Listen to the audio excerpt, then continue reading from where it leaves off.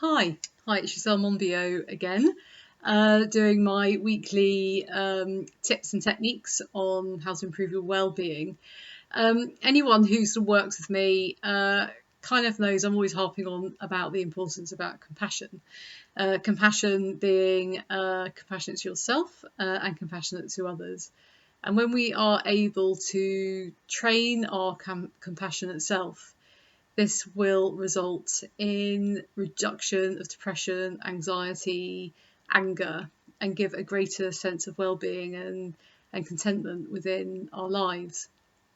So today I'm just going to talk a little bit about what it is about compassion that I feel so strongly about, and just give you a couple of ways in which you can start bringing more compassion to yourself, in the form of being able to reduce that self-criticism, because we all have a tendency to be very self-critical towards ourselves, and also when we're self-critical to ourselves, we're often being critical outward to other people as well, even if it's an internal thought. And having a self-critical dialogue going on, or an external critical dialogue going on, what this does, this activates the threat system, which then in turn brings on more feelings of anxiety, anger, disgust. So we have many different parts to ourselves, and we have different parts within our brain, and however we choose to think is what that part of the brain gets activated. And when that part of the brain becomes activated, then this controls our thoughts, our feelings, and our behaviours. So if you are having angry thoughts, then that's going to activate that part of the brain, the angry self. And so what will happen then is you'll go into that threat system, get that flush of anger, maybe sort of anxiety that comes alongside that. And then that adds to our behaviour, being an angry behaviour. And also it feeds those angry thoughts. So you get into this loop between the thought and the feeling and the behaviour working together. Exactly the same with criticism.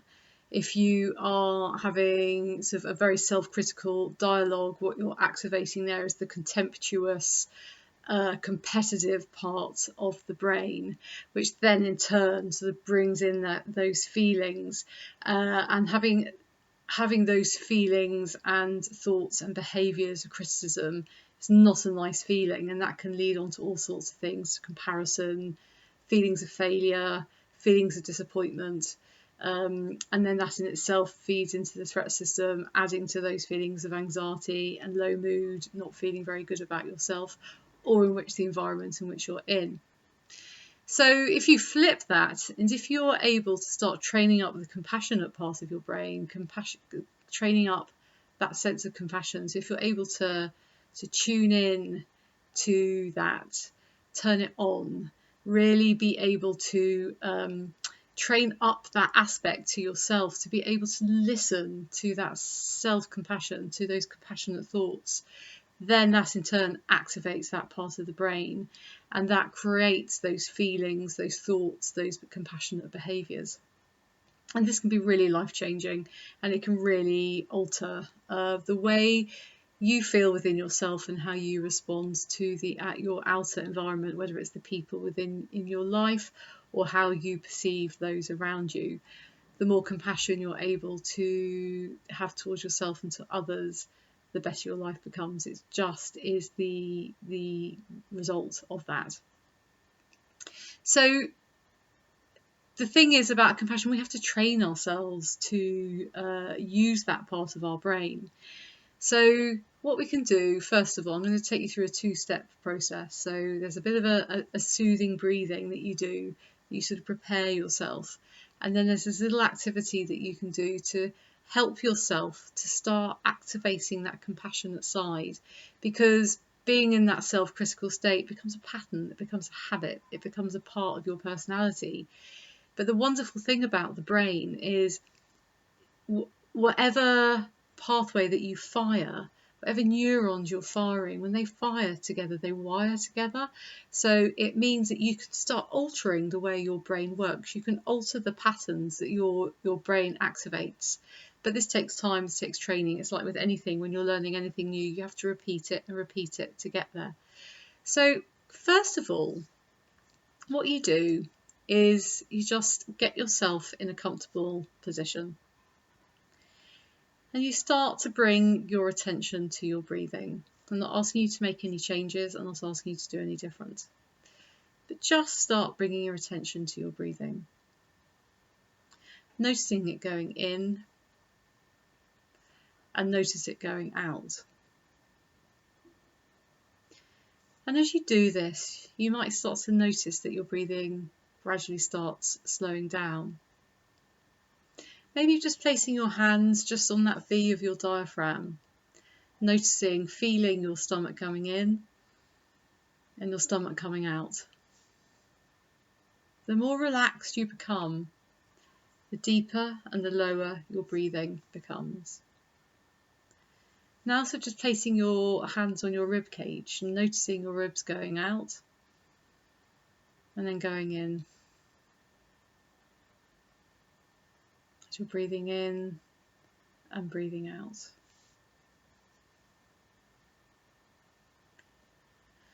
And allowing yourself to mindfully just bring your attention to the breath. Just finding a rhythm that works for you. Becoming aware of the pause in between each inhalation and exhalation. Allowing yourself to notice the difference that makes.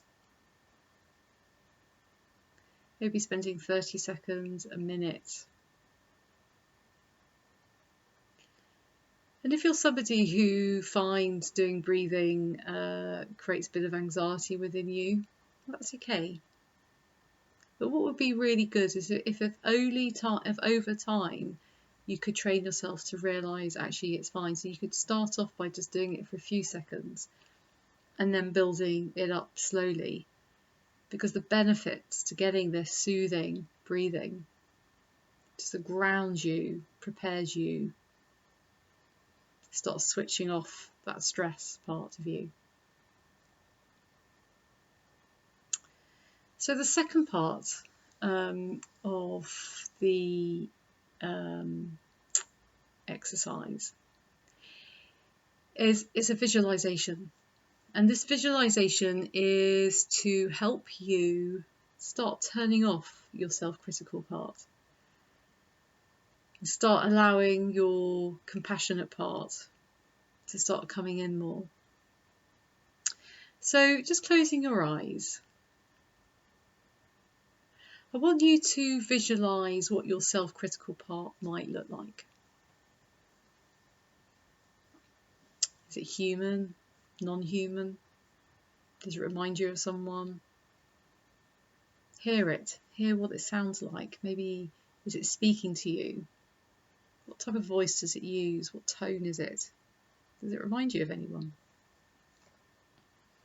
Is it big? Is it small?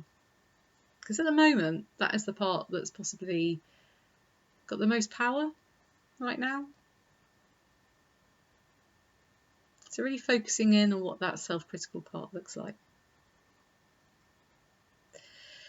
Now, when you've done that, what I'd like you to do, and the things you probably have to go away after this video and practice it more at your own rate, because it can take a while, each process. So this is just about you getting to understand the process. But the second part now is putting that self-critical part to one side.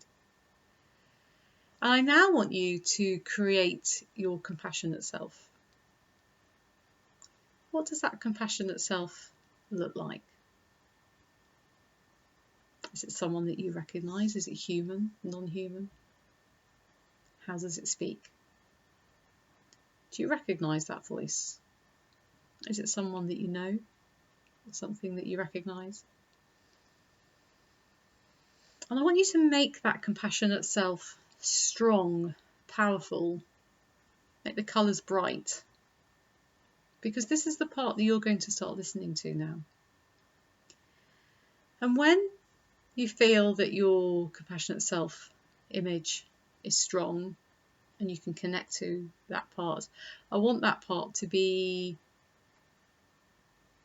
talking to the self-critical part and to say, it's me that's in control now. I'm the one who has the power now. It is me that's going to be heard. Doing it with love, with warmth, kindness, and gentleness. Because to do that aggressively is actually just building on that self-critical part. And maybe taking a moment to notice how that self-critical part responds to that. Allowing that compassionate self to be big, to be the light, to be the strength. And explaining to that self-critical part that the compassionate part now is going to be the one that does the self-talk, that does the decision-making, that does the analysis. And just play with that for the next week. Grow with it, tweak it, allow it to come in. If you start to feel yourself or hear yourself being self-critical, or you notice yourself being critical to others, bring that compassionate part back in and hear what that part would say. How would that part respond? And notice how differently you feel within yourself whilst doing that. So I hope that's helpful. And next week, what I'm going to do is I'm going to expand on this theme of compassion, because it's something I'm so passionate about. And it is so fundamental for our well-being and our ability to overcome the difficulties within our lives. So take care, keep safe. See you next week.